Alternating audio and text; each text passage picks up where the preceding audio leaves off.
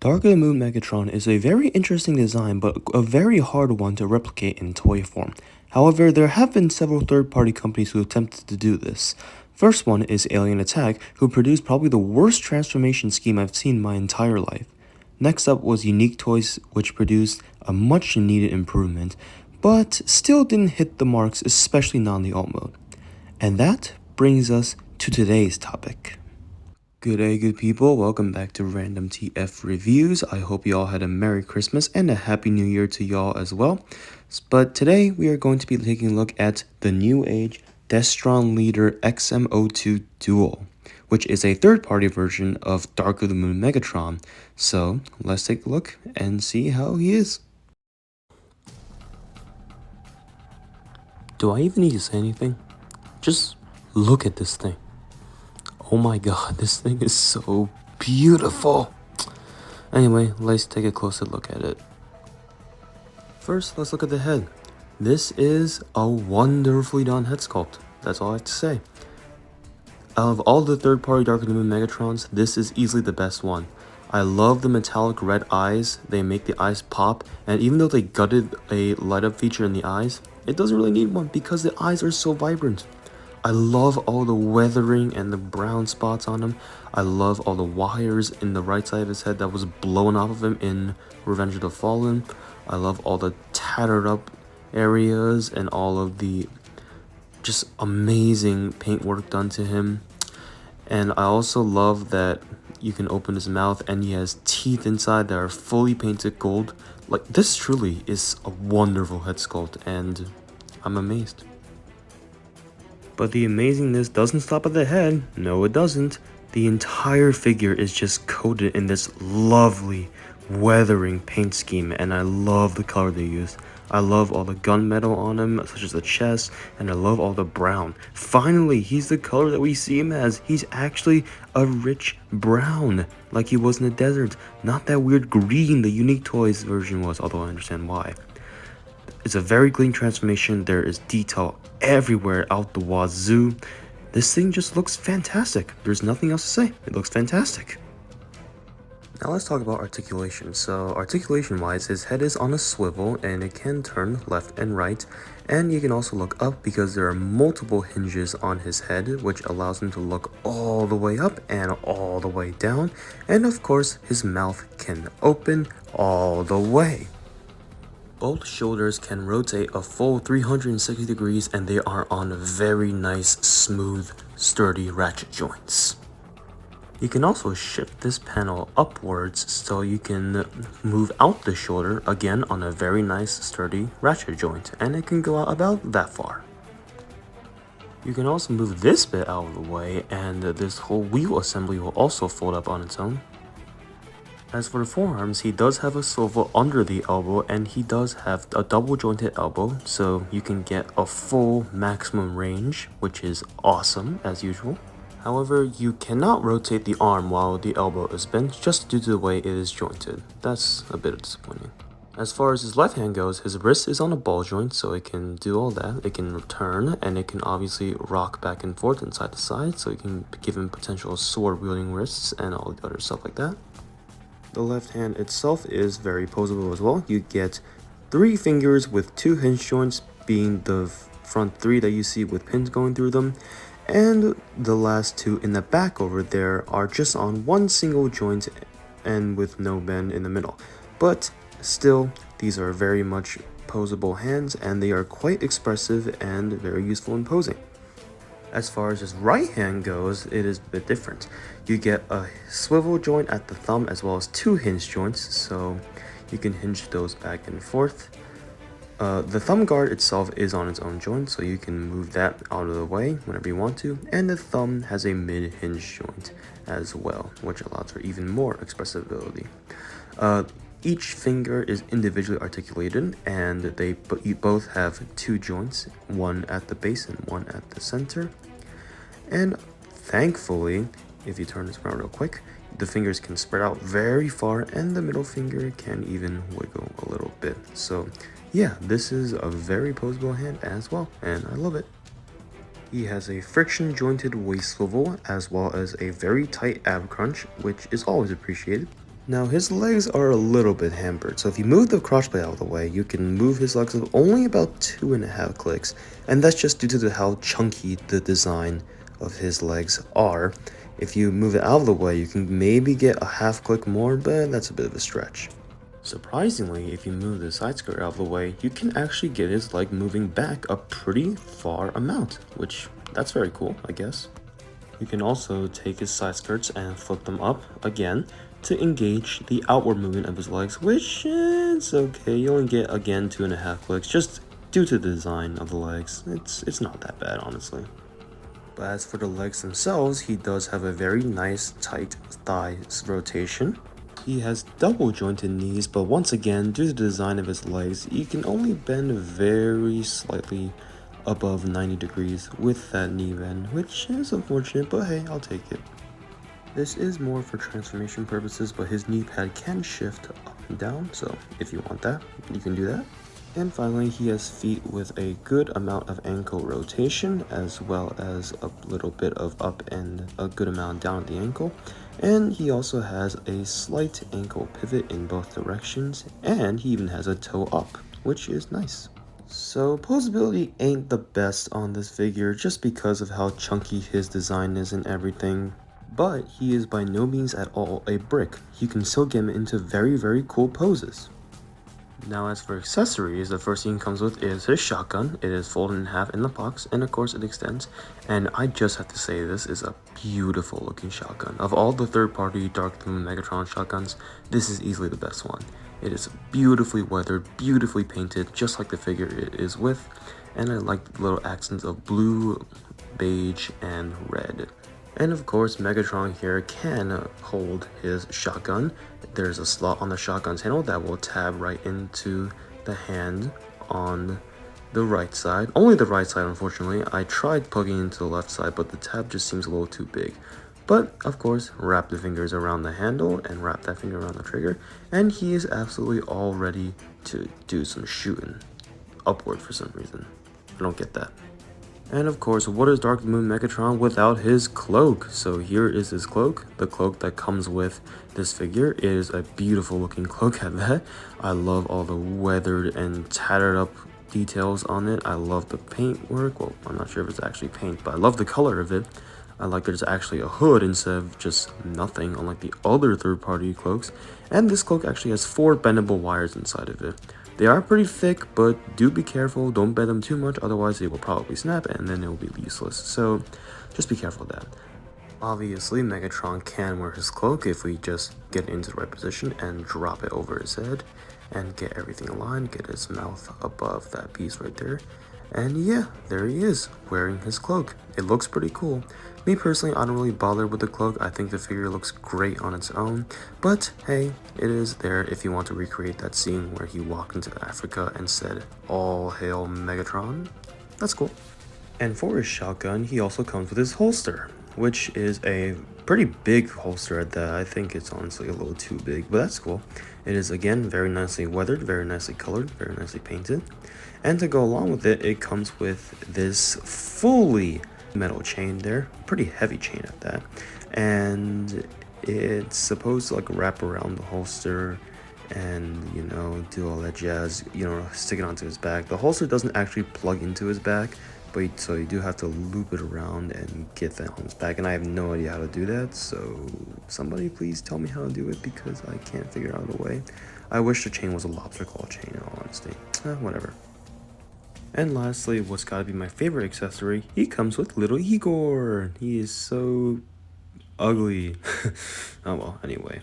But he is very nicely painted. I love the metallic green and the gold on him. He looks very good. He's the best looking of all the 3 third-party Igors, which I don't have either of them because I'm not getting them, but like, yeah, he looks really cool. He does have ball jointed arms, so they can do whatever. They can move all the way up, whatever you want with them. Same thing with the other arm, which is an actual arm, and his legs are also on ball joints, but just due to the sculpt, the left leg barely moves. It moves like 5 degrees, which, whatever, not like this matters anyway. And the other leg can move back really far, but not so much forward. And most importantly, his mouth actually can open all the way. So that's really, really, really cool. I honestly really like this little dude for some reason. I don't know. I just really like this little dude. He even comes with his own little accessory, which is a stick that is very nicely weathered and painted. And yeah, he needs a stick to walk around because this little deformed gremlin just can't walk by himself, I suppose. Anyway, you feed the stick into his hand and push it up. It is a bit of a tight connection, but anyway, you plug that into there. And there you go. You got the full look of Igor walking around the desert with a stick, groveling at Megatron's feet, and just being the little ugly gremlin that he is. I like that. I like that a lot.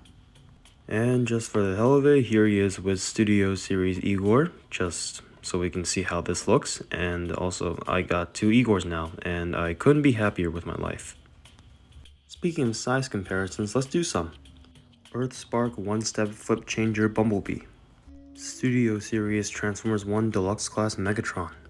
Kingdom/Legacy Core Class Soundwave. Studio Series Voyager Rhinox. Studio Series Leader Class Concept Art Megatron. Studio Series Leader Class Dark of the Moon Megatron. And his best friend in the world. Megatron's transformation is very, very long and very, very complicated. So you know what? Screw it. I decided to film the entire thing and put him on the compilation. Hope you enjoyed listening to Cuphead music for, I don't know, 4 times in a row. Anyways, please don't skip. This was a bitch to film.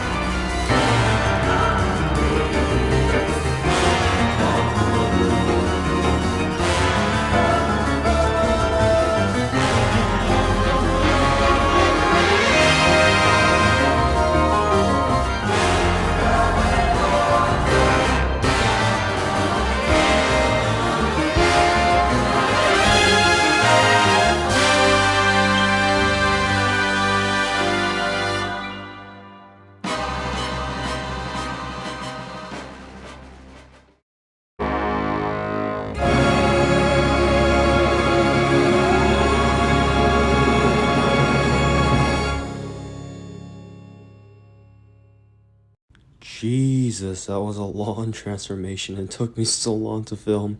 But actually, off camera, this transformation is very, very smooth and satisfying.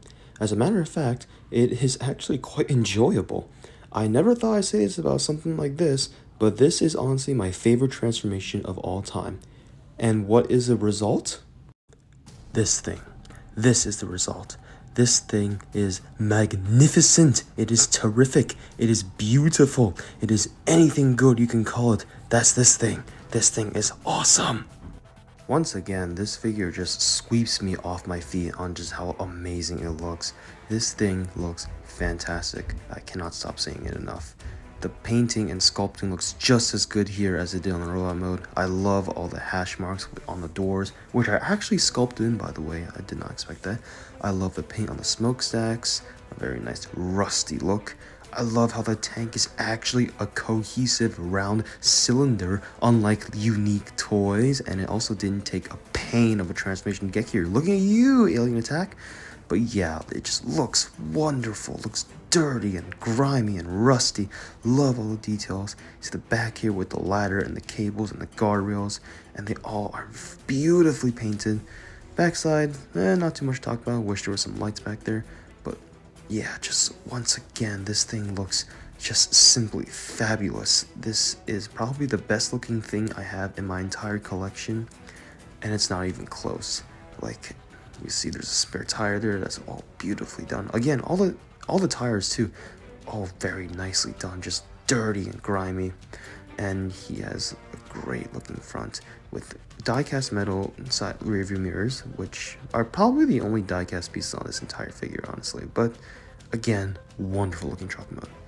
Now, as for features in this truck mode, yes, he does have some features. He does feature opening doors that reveal some seats in there, as well as a steering wheel and a dashboard section, as you saw during that very long transformation. I don't know if you can actually sit anything in there. It is a really small space, but I will definitely appreciate the space that they left in there. Like, this looks fantastic. It is definitely the best interior of all of the third-party Dark of the Moon Megatron figures. That's pretty much all there is. The the trailer is connected. It is not, you cannot turn the trailer, unfortunately, but I'm glad they got that gimmick so this doesn't have to transform in a cluster F. Looking at you, Alien Attack. But yeah, that's pretty much it for this thing. And despite being so big, he rolls very well. They are not exactly rubber wheels, but they are all pinned on and they roll very, very smoothly, so I like that a lot.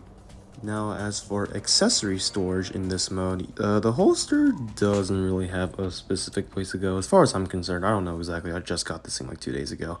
You can plop in the back if you wanted to, but like, I don't know. This thing doesn't store anywhere as far as I'm concerned. The shotgun, once again, you can fold it in half, and it does have a place to store. It does store underneath via a tab slot connection underneath. You're really supposed to put it in when you're transforming it, but you can shove it in there. I'm just not doing it right now. I don't really want to do that right now. As for the tarp or the cloak, of course, you can pile it on his back and like that, as most Megatron toys do, at least for Dark of the Moon. And you can use a chain, and if you find some way to do it, you can tie it down and do whatever with it. Again, if you want to do it, it's there, but I don't know how to do it, and I don't bother because I think it looks fantastic as it is. This truck is huge. Flip Changer Bumblebee, Kingdom Soundwave, Studio Series Rhinox, Concept Art Megatron, TF1 Megatron, and Studio Series Dark of the Moon Megatron. And do I really need to tell you why I love this thing so much? Just look at it. The robot mode looks fantastic, the alt mode looks fantastic, the transformation while on is very smooth and enjoyable, and I really like the transformation. Overall, it's just a fantastic figure. Buy this figure. You need to have this figure now. And I think you've heard enough of me gushing about how excellent this figure is, so I'm gonna go now. So I hope you all had a wonderful Christmas and a happy New Year to all of you. Hopefully 2025 is just as good as 2024 in terms of, you know, figures like this one. But that's all I have to say, so this has been a random TF review, and I'm done.